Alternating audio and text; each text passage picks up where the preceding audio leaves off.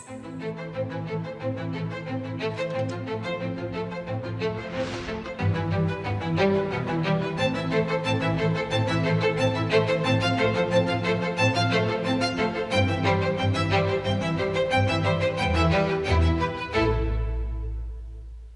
মৰমৰ দেশবাসী নমস্কাৰ মন কি বাতত পুনৰ এবাৰ আপোনালোকৰ সৈতে সংযুক্ত হৈ মই অত্যন্ত সুখী হৈছো দেশৰ বিভিন্ন অংশত আমাৰ দেশৰ লোকসকলে দেশৰ হিতৰ বাবে সমাজৰ হিতৰ বাবে এনেকুৱা অদ্ভুত কাম কৰি আছে আৰু যেতিয়া তেওঁলোকৰ বিষয়ে শুনো তেতিয়া আমি এক নতুন প্ৰেৰণা লাভ কৰোঁ আজি কাৰ্যসূচীৰ আৰম্ভণি মই এথলেটিক্সত দেশৰ এনে এক উপলব্ধিৰে কৰিম যিটো কিছুদিন পূৰ্বেই হৈছিল ঝাৰখণ্ডৰ ৰাঁচীত ৰাষ্ট্ৰীয় জ্যেষ্ঠ এথলেটিক্স সংঘৰ প্ৰতিযোগিতা অনুষ্ঠিত হৈছিল ইয়াত প্ৰায় 800 ক্ৰীড়াবিদে অংশগ্ৰহণ কৰিছিল সমগ্ৰ দেশৰ পৰা আহিছিল এই সময়ছোৱাত 4টা বেলেগ বেলেগ খেলত 4টা ৰাষ্ট্ৰীয় অভিলেখ ভংগ হ'ল গুৰিন্দৰ বীৰ সিং বিশাল টিকে তেজস্বিনী শংকৰ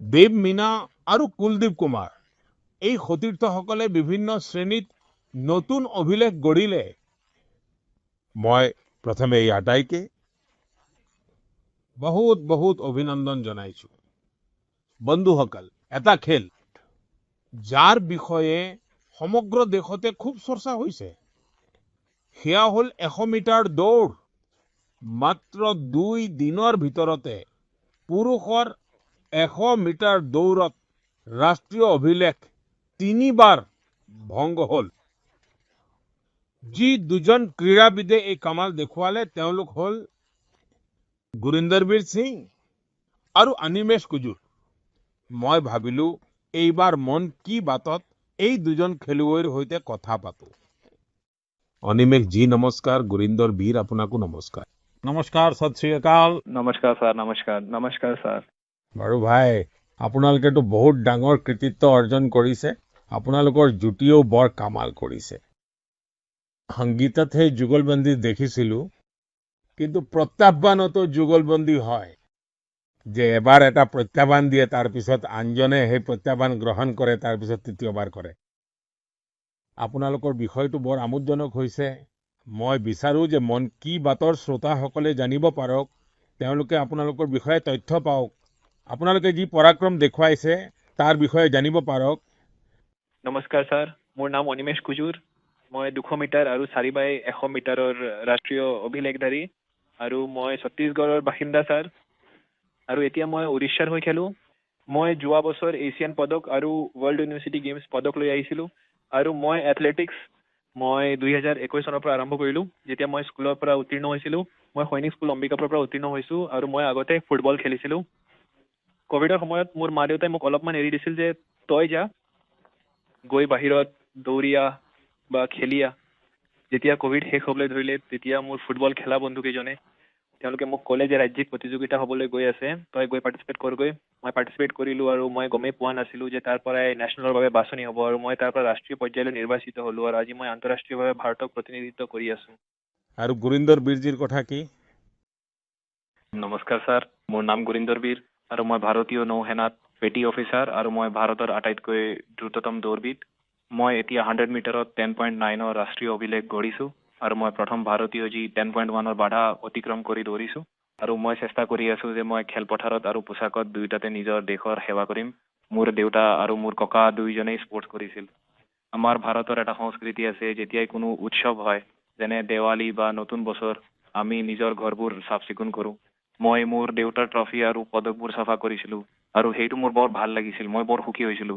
যেতিয়া মই কোনো ট্ৰফি চাফা কৰিছিলো মই সুধিছিলো এই ট্ৰফিটো ক'ত জিকিছিল এই পদকটো ক'ত জিকিছিল এই ফটোখন কেতিয়াৰ তেতিয়া তেওঁলোকে মোক নিজৰ কাহিনী শুনাইছিল যে মই ইয়ালৈ খেলিবলৈ গৈছিলো মই এই নেশ্যনেল মেডেল জিকিছিলো মই মোৰ দলক ইমান জিকাইছিলো তেতিয়া ময়ো তেওঁলোকক কৈছিলো যে ময়ো কিবা এটা খেল খেলিব লাগিব তেওঁ ৰাতিপুৱা দৌৰিবলৈ গৈছিল মই তেওঁক ক'বলৈ ধৰিলো যে মোকো আপোনাৰ লগত লৈ যাব তেওঁ মোক লৈ যাবলৈ ধৰিলে যি তেওঁ নিজৰ খেলত স্পৰ্টছত শিকিছিল তেওঁ মোক শিকাবলৈ ধৰিলে আৰু মোৰ আগ্ৰহ বাঢ়িবলৈ ধৰিলে মই উছেইন বল্টৰ ৱৰ্ল্ড ৰেকৰ্ড ভঙা দেখিছিলো এটা ধেমেলীয়া কাহিনী আছে মই টিভি চাই আছিলো তেতিয়া মায়ে মোৰ বাবে টিভি বন্ধ কৰি দিলে যে এতিয়া পঢ়াৰ সময় হ'ল তুমি পঢ়া মই ক'লো ঠিকেই আছে, আপুনি মোক টিভি চাব নিদিয়ে, এদিন এনেকুৱা আহিব যে আপুনি মোক টিভিত বিচাৰিব, চাব যে গুৰিন্দৰ দৌৰি আছে।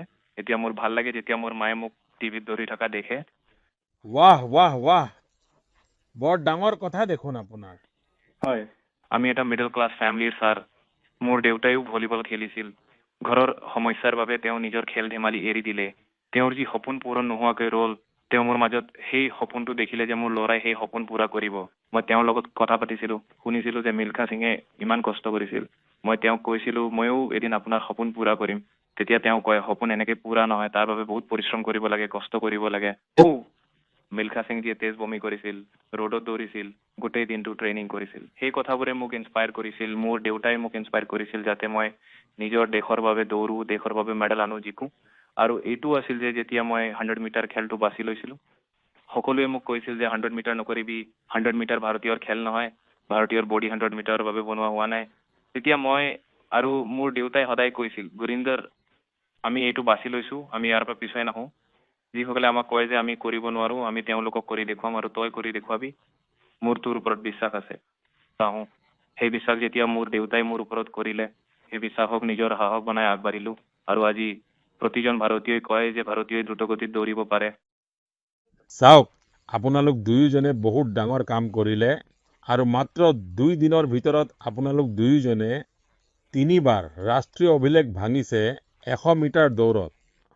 আৰু যেনেকে গুৰিন্দৰ বীৰজীয়ে ক'লে যে মানুহে কয় ভাৰতৰ মানুহৰ শৰীৰ এই কামৰ বাবে নহয়েই, ইমান কঠিন হোৱা সত্ত্বেও আপোনালোকে এই কাম কৰিলে।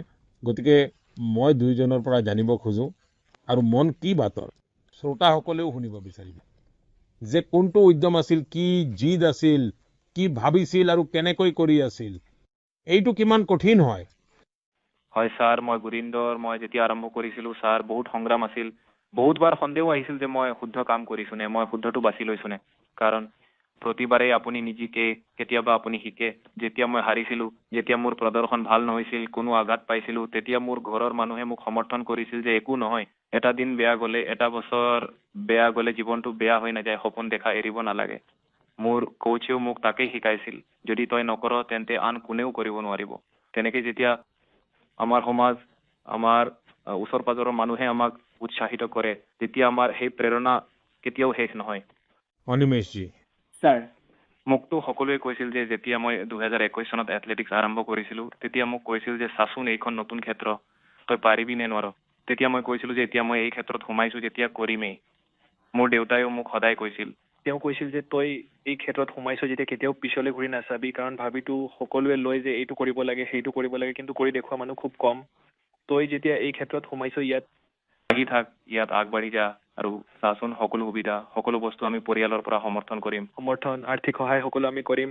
তই মাথো পৰিশ্ৰম কৰ আৰু ভাৰতক দেখুৱাই দে যে ভাৰতীয়সকলেও দৌৰিব পাৰে। কাৰণ এই কথা মোকো মানুহে কৈছিল যে ভাৰতীয়সকলৰ বংশগতি এনেকুৱা নহয় যে তেওঁলোকে 10 বা 10.1 ছেকেণ্ডৰ ভিতৰত দৌৰিব পাৰে বা কোনোবাই স্প্ৰিণ্ট কৰিব পাৰে। এতিয়া আমি দুয়োজনে এনেকৈ প্ৰমাণ কৰিলোঁ যে ভাৰতীয়সকলেও কৰিব পাৰে, তেনেকুৱা কোনো কঠিন নহয় আমাৰ বাবে, আমিও সকলো কৰিব পাৰোঁ। গতিকে ছাৰ, এই সকলো কথাই মোক বহুত প্ৰেৰণা দিয়ে আৰু যিমানে আমি প্ৰশিক্ষণ কৰি আছোঁ, সিমানে আমি নিজৰ সময় উন্নত কৰি আছোঁ। আৰু বাকী ভাৰতীয়সকলেও এইটো দেখিছে যে ভাৰতীয়সকলেও কৰিব পাৰে আৰু আমি আৰু কৰিম ছাৰ এতিয়া। আৰু এতিয়া আমাৰ দুয়োজনৰে কমনৱেলথ গেমছৰ বাবেও নিৰ্বাচন হৈছে, গতিকে তাত আহিবলগীয়া প্ৰতিযোগিতাত আমি আৰু ভাল প্ৰদৰ্শন কৰিম। বাৰু চাওক, মোৰ মনতো এটা কৌতূহল আছে আৰু মানুহৰো থাকিব। মই শুনিছোঁ যে আপোনালোক দুয়ো ভাল বন্ধু। আপোনালোক দুয়োজনে কিবা থিৰ কৰি থৈছিল নেকি যে তই মোৰ অভিলেখ ভাঙিলি, যেতিয়া মই তোৰ অভিলেখ ভাঙিম? প্ৰথমে অনিমেষে কওকচোন। ছাৰ, প্ৰথমে অভিলেখটো 10.18 আছিল, যিটো মোৰেই আছিল। আৰু তাৰপিছত তাক গুৰিন্দৰ ভাইয়ে ছেমি ফাইনেলত ভাঙি দিলে 10.17 কৰি। মই আকৌ তাক ছেমি ফাইনেল 2 10.15 কৰি ভাঙি দিলোঁ। গতিকে সেই সময়ত যেতিয়া মোৰ ছেমি ফাইনেল হ'ল, আমি দুয়োজনেই সুখী আছিলোঁ যে বাৰু ঠিক আছে, আজি অভিলেখ ভঙা গ'ল আৰু আমি দুয়োজনে ভাঙিলোঁ। কাৰণ সেই সময়ত প্ৰতিযোগিতাত প্ৰতিদ্বন্দ্বিতা থাকে, কিন্তু আমি দুয়োজনে আগৰে পৰাই থিৰ কৰি ৰাখিছিলোঁ যে তাৰ আগতে আমি চৌদি আৰবলৈও গৈছিলোঁ প্ৰতিযোগিতা কৰিবলৈ, তেতিয়াও আমি দুই একেটা কোঠাতে আছিলোঁ। তেতিয়া আমি দুয়োজনে এনেকৈ কথা পাতিছিলোঁ যে ভাৰতৰ দ্ৰুত দৌৰক আগুৱাই লৈ যাব লাগিব আৰু সেইটো আমাৰ হাততে আছে। আমি যি কৰিম সেয়াই বাকীসকলক প্ৰেৰণা দিব। গুৰিন্দৰ বীৰ, কি ক'ব খোজে? আমি দুইজনে থিৰ কৰিছিলো যে আমি দুয়ো ভালকৈ দৌৰিম, গতিকে কেতিয়াবা ছাৰ ইজনে সিজনক প্ৰয়োজন হলে ইজনে সিজনৰ লগত থিয় দিওঁ। তেনেকে এতিয়া অভিলেখ কৰাৰ আগতে যেতিয়া মই অভিলেখ কৰিলো, তাৰপিছত অনিমেষে কৰিলে, তেতিয়া আমি যেতিয়া ৱাৰ্ম আপ কৰি আছিলো মই অনিমেষক কৈ আছিলো এতিয়া অনিমেষ সেই ব্লকটো ঠিকেই আছে, তাত গৈ বহ, তাত খোজ মিলাই ল, আমি ৱাৰ্ম আপ ইয়াত কৰিম, ইয়াত ৱাৰ্ম আপ কৰিলে ভাল হ'ব। এনেকৈ ইজনে সিজনক সহায় কৰো, ইজনে সিজনক সহায় কৰিলে আনজনো উন্নত হয়, আমিও উন্নত হওঁ, গতিকে বন্ধুত্বও লাগে ছাৰ। কিন্তু যেতিয়া আমি গ্ৰাউণ্ডৰ বাহিৰত থাকো, প্ৰতিযোগিতাৰ বাহিৰত থাকো, তেতিয়া আমি বন্ধু। কিন্তু যেতিয়া আমি খেলপথাৰত সোমাওঁ তেতিয়া ইজনে সিজনৰ প্ৰতিযোগী হৈ যাওঁ, তেতিয়া এনেকুৱা হয় যে মই ইয়াতকৈ বেগাই দৌৰিম, মই ইয়াতকৈ বেগাই দৌৰিম। চাওক, আপোনালোকে যি প্ৰতিযোগিতা কৰিছে সেয়া দেশৰ সন্মান বঢ়াবলৈ কৰিছে, দেশক ভৱিষ্যতে এই ঠাইত উপনীত কৰাবলৈ কৰিছে আৰু এটা ইতিবাচক মনোভাৱেৰে কৰিছে। আৰু মই ভাবো যে আপোনালোকৰ এই খেলুৱৈ সুলভ মনোভাৱ, খেলিবও লাগে, ইজনে সিজনক প্ৰত্যাহ্বানো দিব লাগে আৰু আকৌ আগবাঢ়ি যাবলৈ চেষ্টা কৰিব লাগে আৰু আকৌ আগলৈ যাবলৈ ইজনে সিজনক সহায় কৰিব লাগে। এইটো এটা অদ্ভুত কাম কৰিছে আপোনালোকে। মোৰ ফালৰ পৰা আপোনালোকক বহুত বহুত অভিনন্দন আৰু আপোনালোকে দেশৰ নাম উজ্জ্বল কৰিব, মোৰ সম্পূৰ্ণ বিশ্বাস আছে। আপোনালোকে এনেকৈ পৰিশ্ৰম কৰি থাকক, বহুত প্ৰগতি হ'ব। মোৰ ফালৰ পৰা বহুত বহুত শুভকামনা। ধন্যবাদ ছাৰ, আপোনাক ধন্যবাদ ছাৰ। বহুত বহুত ধন্যবাদ। মোৰ মৰমৰ দেশবাসী, এই সময়ত দেশৰ অধিকাংশ ঠাইতে প্ৰচণ্ড গৰম পৰিছে।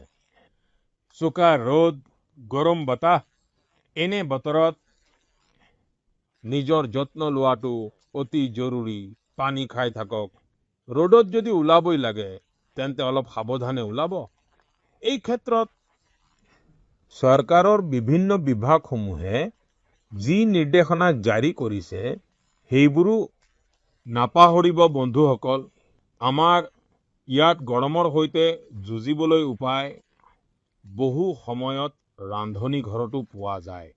আপোনালোকেও দেখিছে চাগে, যেনেকৈ গৰম বাঢ়ে তেনেকৈ ঘৰৰ ৰান্ধনী ঘৰৰ সোৱাদো সলনি হয়। ৰন্ধা বঢ়াৰ প্ৰকাৰ সলনি হয়। কৰবাত মাটিৰ কলহৰ পানী ওলায়, কৰবাত দৈ পতা হয়, আকৌ কৰবাত কেঁচা আম সিজোৱা হয় আৰু তাৰ পিছত আৰম্ভ হয় দেশীয় পানীয়ৰ বতৰ। দেশীয় পানীয়ৰ সৈতে আপুনিও পৰিচিত চাগে। আপুনি উত্তৰ ভাৰতলৈ গ'লে বহুত ঠাইত আপুনি পাব আম পন্না, কেঁচা আমৰ সোৱাদ আৰু গৰমৰ পৰা সকাহ। পঞ্জাৱ হাৰিয়ানালৈ গ'লে লাচি পোৱা যাব, ডাঙৰ গিলাচৰ লাচি। ৰাজস্থান আৰু গুজৰাটত ঘোল, যি প্ৰতিটো আহাৰৰ লগৰীয়া হৈ পৰে। আৰু বিহাৰ, ঝাৰখণ্ড, পূব উত্তৰ প্ৰদেশত ছাতুৰ চৰ্বত, তাৰ কথাটোৱেই বেলেগ। পেটো ভৰে, শক্তিও দিয়ে।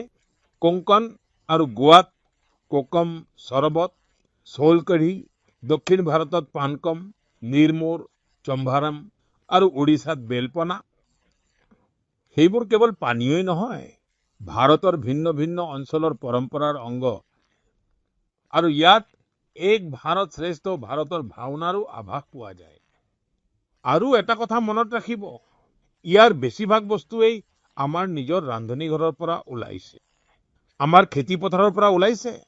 কোনো ডাঙৰ নামজখ নাই, কিন্তু প্ৰজন্মৰ পিছত প্ৰজন্মৰ অভিজ্ঞতা তাত সোমাই আছে। আপুনিও গৰমৰ সময়ত দেশীয় পানীয়বোৰৰ খুব আনন্দ লওক। বন্ধুসকল, গৰম অহাৰ লগে লগে প্ৰতিটো ঘৰতে আন এটা আলোচনা আৰম্ভ হয় আৰু সেয়া হ'ল আম। আমেই আলোচনাৰ বিষয় হয়। ভাৰতত হয়তো এনে কোনো ঘৰ নাই য'ত গৰম কালিত আমৰ কথা নোলায়। প্ৰতিটো অঞ্চলৰ নিজা আম, নিজা সোৱাদ, নিজা সুগন্ধ। মহাৰাষ্ট্ৰ আৰু কংকণৰ হাপুচ, আলফান্সো, গুজৰাটৰ কেশৰ, এইটোতো আমৰসৰ প্ৰাণ। উত্তৰ প্ৰদেশৰ দশেৰী আৰু মোৰ কাশীৰ লাংৰা। বাৰু, লাংৰা আমৰ এটা বিশেষ কথা আছে, পকাৰ পিছতো তাৰ ৰং বহু সময়ত সেউজীয়াই হৈ থাকে। বিহাৰৰ জৰ্দালু, যাৰ সুগন্ধি দূৰৰ পৰাই চিনিব পাৰি, চৌচা, মালদা, প্ৰতিটো নামৰ লগতে মানুহৰ স্মৃতি জড়িত হৈ আছে। দক্ষিণ ভাৰতলৈ যাওক, তাত বাংগানপল্লী, তোতাপুৰী, নীলম, মালগোৱা, বংগৰ হিমসাগৰ, উৰিষ্যা আৰু অন্ধ্ৰপ্ৰদেশৰ সুবৰ্ণৰেখা অৰ্থাৎ ঠাই সলনি হয়, আমৰ ৰূপ ৰং আৰু তাৰ সোৱাদো সলনি হৈ যায়।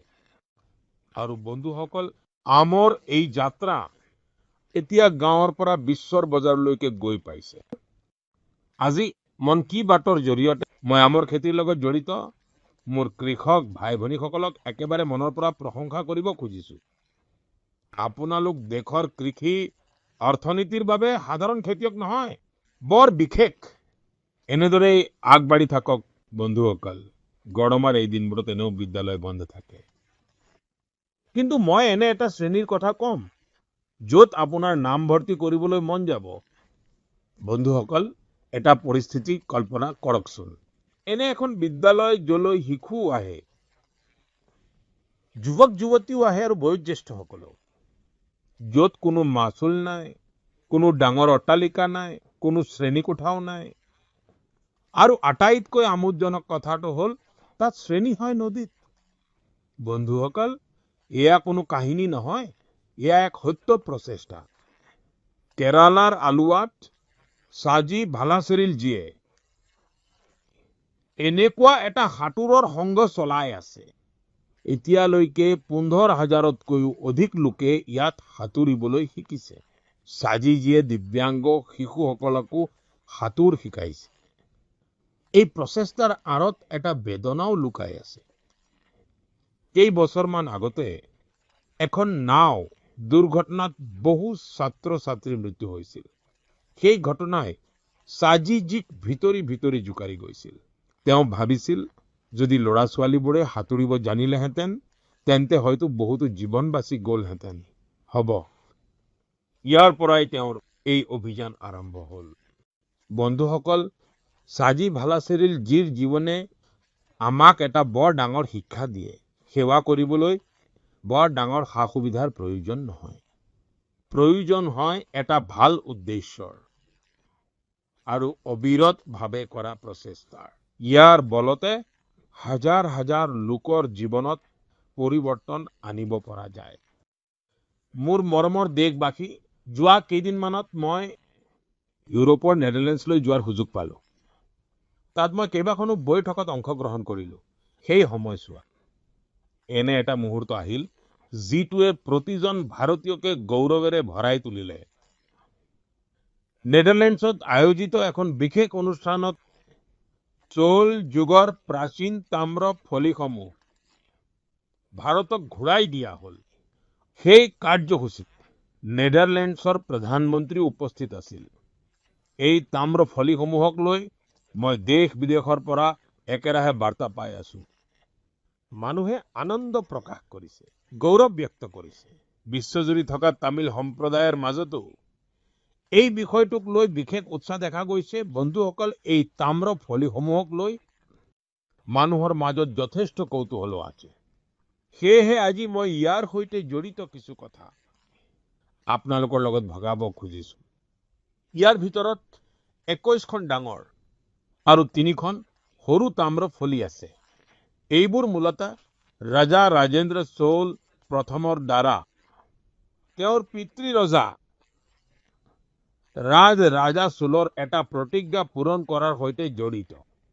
ইয়াত আনাই মংগলম গাঁওখনক এটা বৌদ্ধ বিহাৰক দান দিয়াৰ উল্লেখ আছে। এই তাম্ৰ ফলিসমূহত চোল বংশৰ কৃতিত্বৰো বৰ্ণনা পোৱা যায়। ইয়াৰ পৰা গম পোৱা যায় যে চোল সাম্ৰাজ্যৰ সামুদ্ৰিক শক্তি কিমান শক্তিশালী আছিল। দক্ষিণ পূব এছিয়াৰ দেশসমূহৰ সৈতে তেওঁলোকৰ সম্পৰ্কৰ বিষয়েও জানিব পাৰি। ইয়াত পোৱা যায় চোল সাম্ৰাজ্যৰ সমৃদ্ধ ইতিহাস আৰু সংস্কৃতিৰ বাবে আমি সকলোৱে বৰ গৌৰৱান্বিত। বন্ধুসকল, আমাৰ চৰকাৰে ভাৰতৰ এনে অমূল্য ঐতিহ্যসমূহৰ সংৰক্ষণৰ বাবে একেৰাহে চেষ্টা চলাই আছে। এই ক্ৰমতেই যে জ্ঞান ভাৰতম অভিযানৰ অধীনত ছত্তীশগড়ৰ মালহাড়তো এটা গুৰুত্বপূৰ্ণ আৱিষ্কাৰ হৈছে। ইয়াত 3খন দুৰ্লভ তাম্ৰ ফলি পোৱা গৈছে। এইবোৰ পাণ্ডুবংশী ৰাজবংশৰ মহৰ্ষি বালাৰ্জুনৰ শাসনকালৰ বুলি ধাৰণা কৰা হৈছে।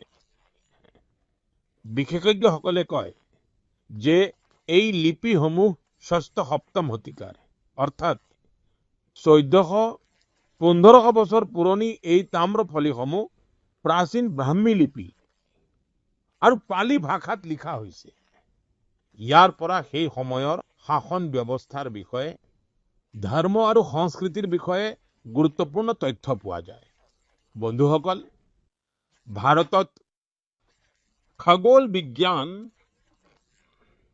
অৰ্থাৎ জ্যোতিৰ্বিজ্ঞানক লৈ সদায়েই এক বিশেষ আকৰ্ষণ আছে। আমাৰ দেশত আজিও শতিকা পুৰণি পৰ্যবেক্ষণাগাৰ আছে। ইয়াত অদ্ভুত গাণিতিক আৱিষ্কাৰ হৈছে। সেয়া নৌচালনেই হওক বা পঞ্জিকাই হওক অথবা আমাৰ পৰ্ব উৎসৱ, এই সকলোবোৰৰ সম্পৰ্ক আকাশ আৰু তৰাৰ সৈতে আছে। আমাৰ ইয়াত জ্যোতিৰ্বিজ্ঞানে প্ৰতিটো প্ৰজন্মৰ মাজত কৌতূহল জগাই তুলিছে, তেওঁলোকক অন্বেষণৰ বাবে প্ৰেৰণা দিছে আৰু আজিকালিৰ যুৱক যুৱতীসকলৰ মাজতো ইয়াক লৈ যথেষ্ট উৎসাহ দেখা যায়। আজিকালি আপোনালোকেও দেখে চাগে সমগ্ৰ দেশতে জ্যোতিৰ্বিজ্ঞান সংঘবোৰ দ্ৰুতগতিত জনপ্ৰিয় হৈ পৰিছে। ডাঙৰ চহৰৰ পৰা আৰম্ভ কৰি সৰু নগৰলৈকে, বিদ্যালয়ৰ পৰা উদ্যানলৈকে এইবোৰৰ কাৰ্যকলাপ দেখা যায়।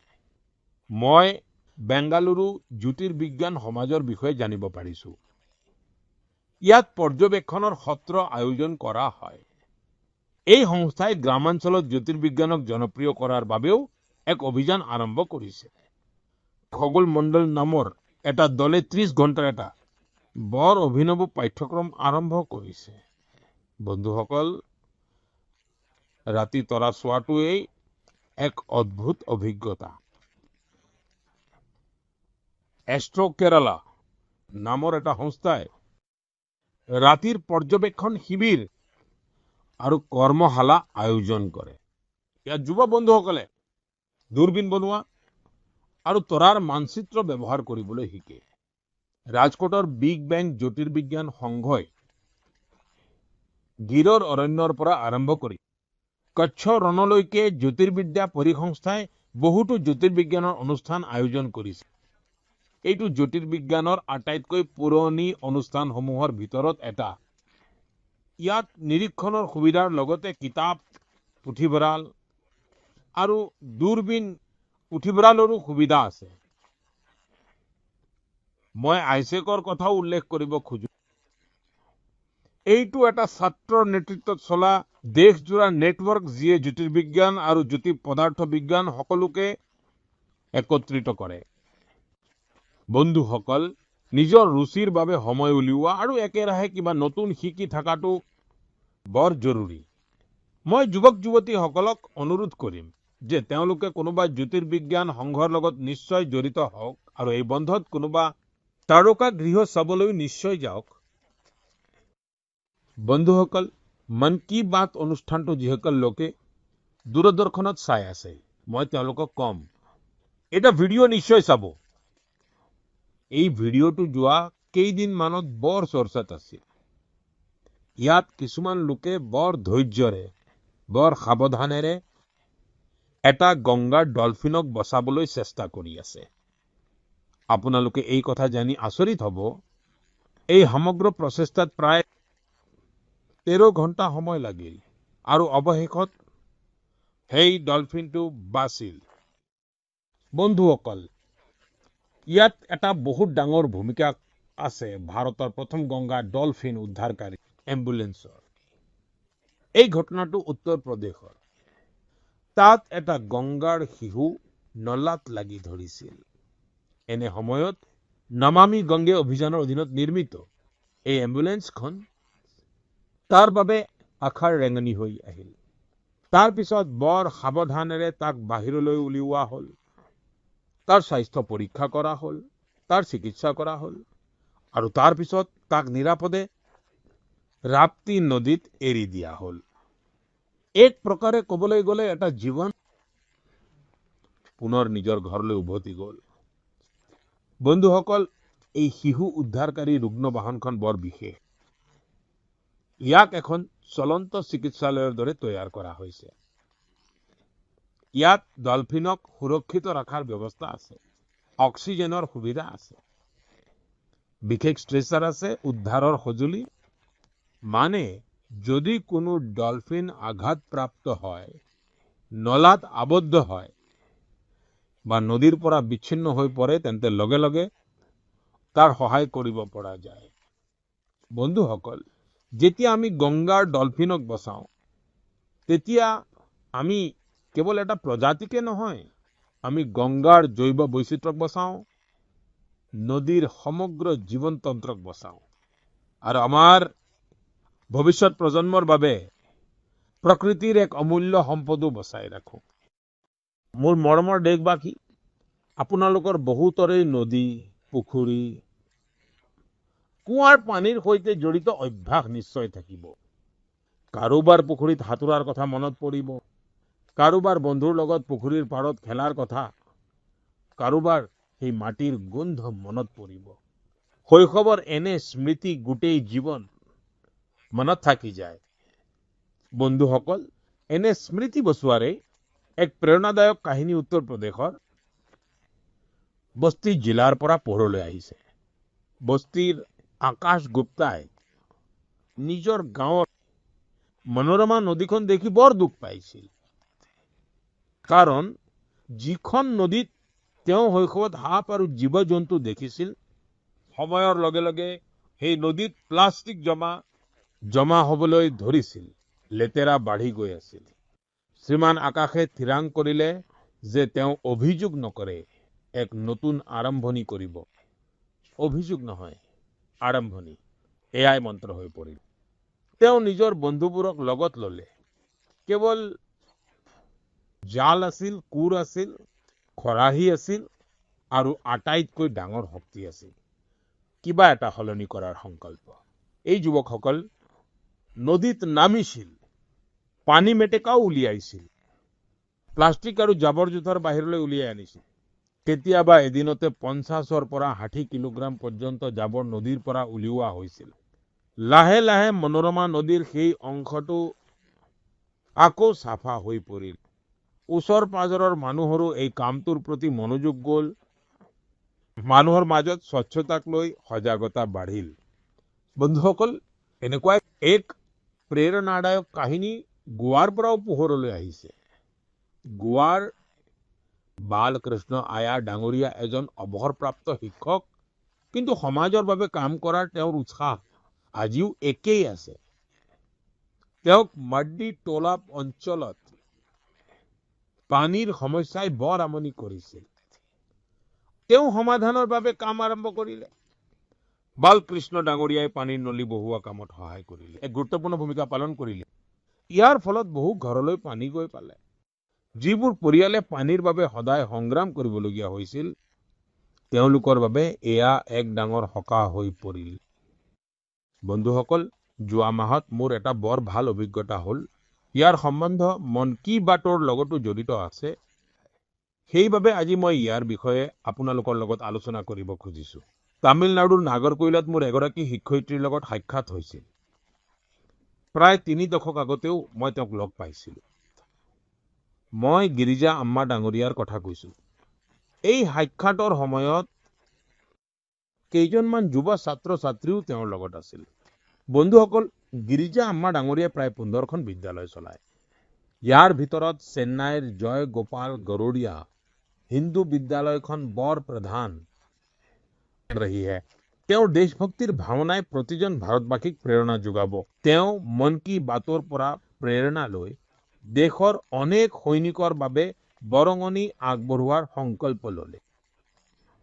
ইয়াৰ বাবে তেওঁ নিজৰ সকলো বিদ্যালয়ৰ ছাত্ৰ-ছাত্ৰীসকলক প্ৰেৰণা যোগালে। তেওঁ ল'ৰা-ছোৱালীবোৰক ক'লে যে তেওঁলোকে বীৰ জোৱানসকলৰ বাবে প্ৰতিদিনে 1 টকা বৰঙণি দিয়ক। অৰ্থাৎ এবছৰত প্ৰতিজন ছাত্ৰ-ছাত্ৰীৰ ফালৰ পৰা 365 টকা জমা হ'ল। এই সৰু সৰু বৰঙণিৰ পৰা প্ৰায় 40 লাখ টকা গোট খালে। গিৰিজা আম্মাজীয়ে এই সম্পূৰ্ণ ৰাশিৰ ধন পত্ৰখন মোক সঁপি দিলে। তেওঁৰ লগত কথা বতৰা পতাৰ সময়ত মই অনুভৱ কৰিলো যে ভাৰত মাতৃৰ প্ৰতি তেওঁৰ সমৰ্পণ কিমান গভীৰ। যোৱা বছৰেই চেন্নাইৰ প্ৰথমখন হিন্দু বিদ্যালয়ে নিজৰ 50 বছৰ সম্পূৰ্ণ কৰিছে। দেশৰ শিক্ষা আৰু সাংস্কৃতিক গৌৰৱক আগুৱাই নিয়াৰ ক্ষেত্ৰত এই বিদ্যালয়সমূহৰ ভূমিকা অতি প্ৰশংসনীয়। মই ইয়াৰ লগত জড়িত সকলো লোককে বহুত বহুত অভিনন্দন জনাইছো আৰু সেইসকল শিক্ষাৰ্থীৰো বিশেষভাৱে প্ৰশংসা কৰিছো যিসকলে আমাৰ বীৰ সৈনিকসকলৰ বাবে বৰঙণি আগবঢ়াইছে। বন্ধুসকল, ভাৰতৰ প্ৰতিখন গাঁৱত প্ৰতিখন চহৰত কিবা নহয় কিবা এনেকুৱা হৈ আছে যি আমাক প্ৰেৰণা দিয়ে। বহু সময়ত এই প্ৰচেষ্টাবোৰৰ বিষয়ে বেছি আলোচনা নহয়, কিন্তু যেতিয়া আমি এইবোৰৰ বিষয়ে জানিব পাৰো তেতিয়া এই বিশ্বাস আৰু দৃঢ় হয় যে দেশ নিজৰ জনসাধাৰণৰ শক্তিৰে আগবাঢ়ি গৈছে। মই আপোনালোকক অনুৰোধ কৰো, আপোনালোকৰ চৌপাশে হৈ থকা এনে প্ৰচেষ্টাবোৰ নিশ্চয়কৈ চাব। যিসকল লোকে সমাজৰ বাবে ভাল কাম কৰি আছে তেওঁলোকক চিনাক্ত কৰক, তেওঁলোকৰ শলাগ লওক, তেওঁলোকৰ পৰা শিকক আৰু যদি সম্ভৱ হয় নিজেও কোনো ভাল কামৰ সৈতে জড়িত হওক। অহা মাহত মন কি বাতত কিছুমান অন্য প্ৰেৰণাদায়ক গাথাৰ সৈতে মই পুনৰ আপোনালোকৰ সৈতে যোগ দিম।